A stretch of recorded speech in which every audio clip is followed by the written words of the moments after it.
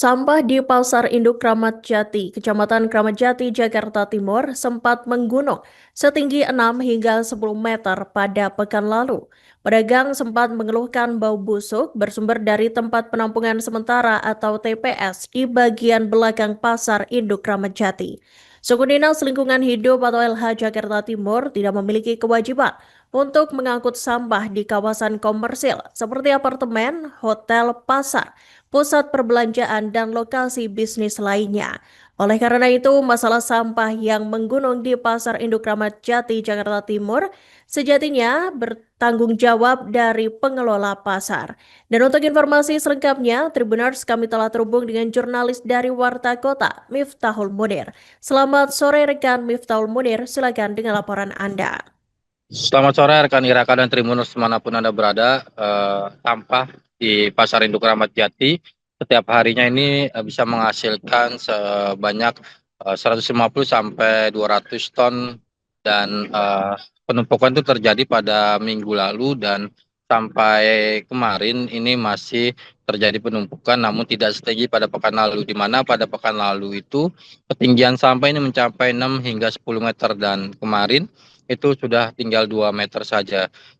Tak hanya itu, suku dinas lingkungan hidup Jakarta Timur, yaitu Dwi Firmansyah sebagai satuan pelaksana, kepala satuan pelaksana, ia mengaku bahwa pihaknya hanya diperbantukan dalam pengangkutan sampah untuk menuju Bantar Gebang.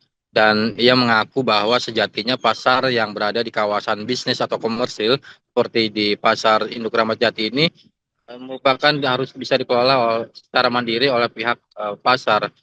Misalnya sampah-sampah organik ini masih bisa diolah menjadi pupuk maupun lainnya, dan sampah yang tidak bisa diolah maka itu baru bisa diangkut untuk dibawa ke Bantar Gebang, dan hal itu diakui oleh Dwi sesuai dengan Peraturan Gubernur atau Pergub 102 tahun 2022 tentang pengelolaan sampah, di mana di situ tertuang jelas bahwa kawasan bisnis seperti apartemen, pasar, maupun pusat perbelanjaan serta lainnya ini dikelola secara mandiri oleh pihak pengelola tempat tersebut. Begitu rekan Iraka. Terkait dengan pengolahan sampah sendiri, sebenarnya kalau di tempat seperti ini tuh dikelola sama LH atau dari pasar sendiri sih? Oke, bisa saya sampaikan berkaitan dengan pengelolaan sampah khususnya di kawasan, itu sebetulnya Pemda DKI sudah memiliki aturan tersendiri, yaitu Pergub 102 tahun 2022 tentang pengelolaan sampah di kawasan, yang mana pada pergub tersebut dijelaskan bahwasanya penanggung jawab terhadap pengelolaan sampah di kawasan adalah pengelola kawasan. Pasar ini termasuk daripada pengelola kawasan, kawasan bisnis seperti hotel, apartemen, pasar, pusat-pusat perbelanjaan. Itu di Pergub 102 itu jelas memiliki kewajiban untuk mengelola sampahnya sendiri.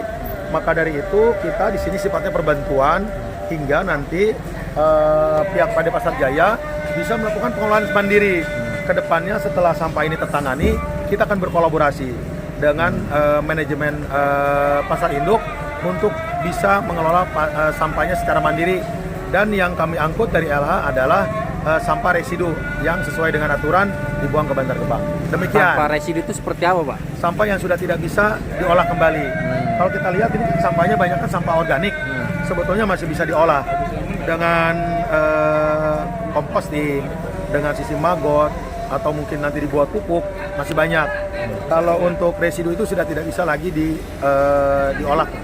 Jadi memang sudah langsung bisa dibuang ke Bantar Gebang. Demikian. Oke, siap. Makasih, Pak. Ya.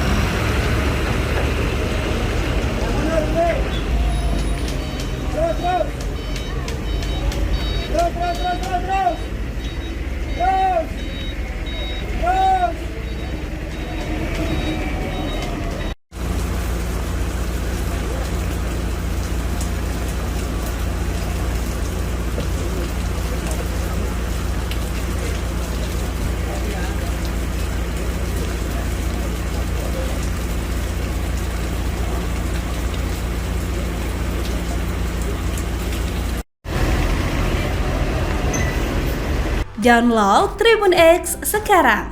Menghadirkan lokal menjadi Indonesia.